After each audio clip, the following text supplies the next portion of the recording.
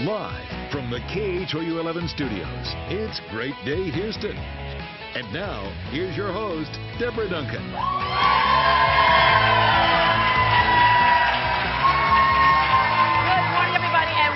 Great Day Houston. We're starting with a mature topic today, so if you have small children in the room, load up the Dora, Dora, Dora the Explorer DVD in the other room and come back and join us. We have several names for it: the birds and the bees, making whoopee, midnight cardio. I'm talking about sex. Many people have a tough time talking about it, and it's even tougher when you have to talk to your kids about it. Many parents don't want schools teaching sex ed. They'd rather talk to their kids themselves. Problem is that conversation does not happen soon enough or often enough. Okay, so out of curiosity for our audience members, how many of you, did your parents sit you down and tell you about the birds and the bees? Okay, several of you, but several of you were like going, no. Okay, when they did tell you about the birds and the bees, did you already know? How many of you already knew? Okay, yeah. Day late and dollar short. My parents were those parents who said, no, the school shouldn't do this, we should. Okay, they're 92 and 96 years old, and they've yet to tell me about it. Our next guests are here to help you negotiate that conversation with your tweens and teens, especially before they head out for spring break. It's time to ask the therapist.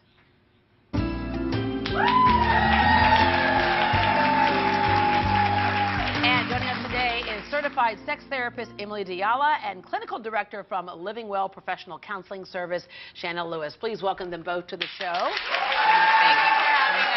just want you to know, if you have specific questions about teens and sex for our therapists, you can call us right now. Our number is 713-284-1055, 713-284-1055, and our therapist will try to answer your questions in a bit.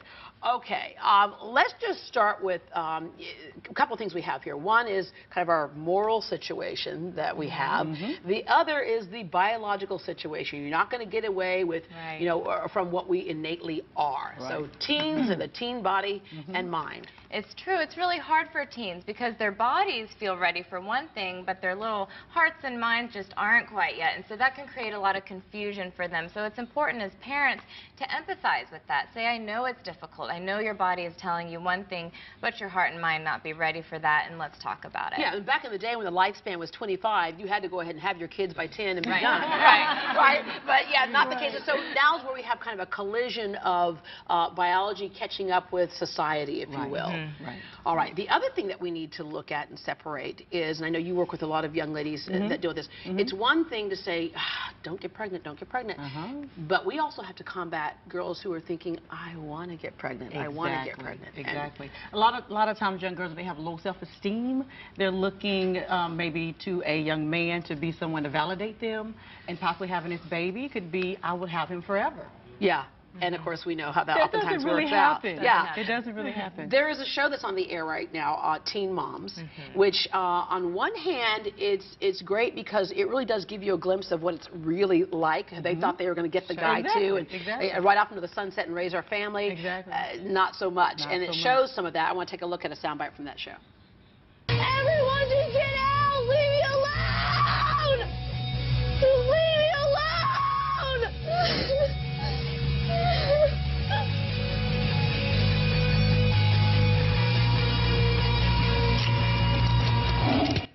All right, so Janelle has become quite famous, or should I say infamous. You know, she's gone into jail, come out of jail, the whole bit. Her mom's taking custody of her child.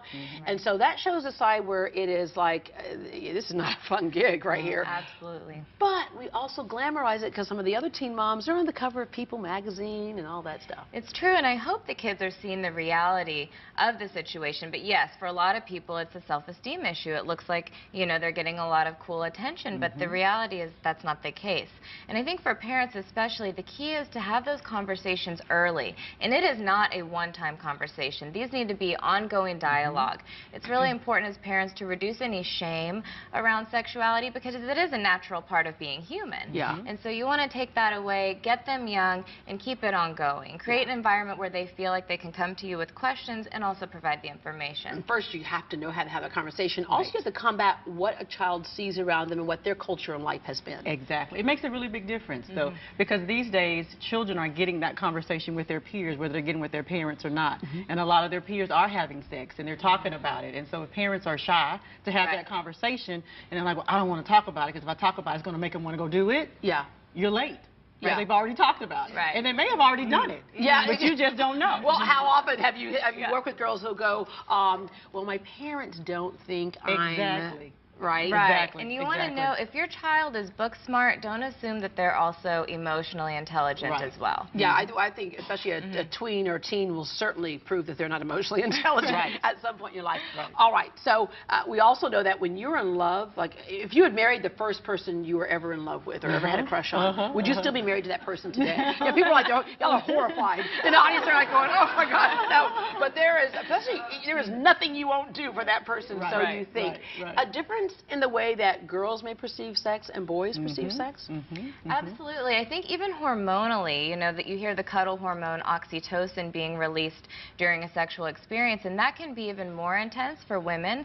So that's a very bonding hormone, where men don't experience that in quite the same way, and so for them it can be easier to emotionally detach, and so that's hard, you know, for guys and girls to understand that imbalance. There's also this moment where we just want to get it over with. And spring break is one of those vulnerable times. How many times somebody will say to you, well, it's also the senior prom. It's like these monumental moments where things like that happen. And of course, if you have drinking involved, which when you're underage, there's a reason why you shouldn't do that, right? But drinking involved, that your guard is let down. So there's the social pressure of, you haven't done that. Right, absolutely. And I think, you know, their brains just aren't fully developed yet. The prefrontal cortex, which is the part that's involved in decision making and planning, doesn't fully develop until about the age of 25. And so when you add to that drugs and alcohol and those barriers come down, they're already going to be taking risks, and now they're going to be taking more. And the other issue we have too, of course, is, you know, there's rape and then there's date rape, which, you know, we defined later on, you know, not too distant past that we defined what date rape was. Again, there is that thing of that because you may be flirty or that you just open yourself up to it, and boys are kind of at a, you know, a disadvantage, the girls are at a disadvantage, and we have just seen where cases like this have really ended badly for both parties. Very, very badly for them. I think there's a lot of research that speaks to how young this actually occurs. 1 in 5 young girls between the ages of 11 and 17 will be a victim of some kind of intimate partner violence, whether that's rape or assault, and so we think that's awfully young, but that's when it happens. And then, you know, between 18 and 24, half of them will have experienced that. So there's a lot of that needs to be talked about in our society, and I think it's not talked about enough to help educate these young girls and the young men. And we still lay blame on, well, she was flirting with him. It was her fault, and she did that, and there's never a reason, anything she can do that's going to make that okay. Yeah, and of course the problem is that there are times when a girl has said, okay, I was mad. You know, so it just gets all right. So the safest thing is to just not do it at all. All right. We have, is it Kim or Tim on the phone? Kim? It's Kim. Good morning, Kim. What's your question for our therapist? Well, what I have is a grandson who's 14 years old, and I'm an alcohol and drug counselor, okay? But when you have a 14-year-old, I was taking him to school this morning, and I said, you know, you're 14. You've got 4 or 5 more years as a teenager. We waited for this to happen.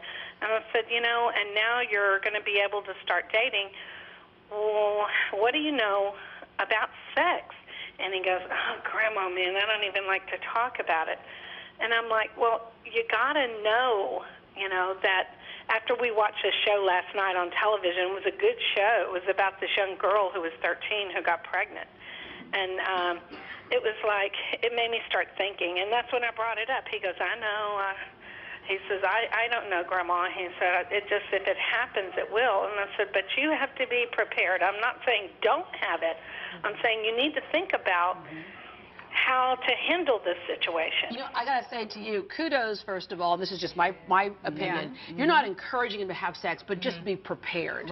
Just be prepared. And I think that's that conversation. And at the same time he says he doesn't want to talk about it, you're talking about it. Oh, yeah. He's listening to everything you're saying, and that's why I don't think the conversation can be abstinence only, because at the end of the day, you know, teens make mistakes, and they're going to get into these situations.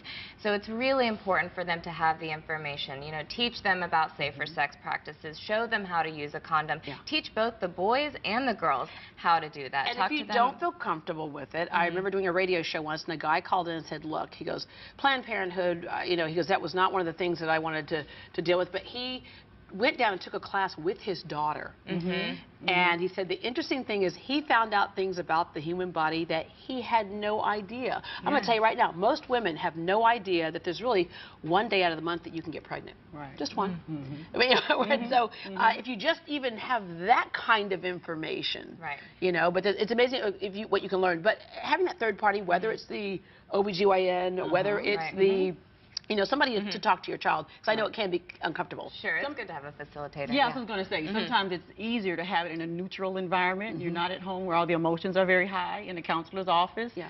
We become mediators in a sense, but also teaching as far as helping parents to hear. Yeah. I think that's one of the biggest mistakes parents have. They don't listen enough to their teenagers and hear what they actually are saying. Yeah. Yeah. And it's Or we very feel like we're important. bad if we say be prepared. We feel like that's like Right. no, it's absolutely not, Right. honey. Right. The day you get married Right. is the day Right. you will do this. Do you Right. understand? Right. Never mind that our wedding anniversary is kind of off from how old you are. But, yeah, do as I Right. say, not as I That's do. right. Exactly. Well, today on Exactly. Facebook we mentioned that many parents want to be the ones to tell their kids about sex.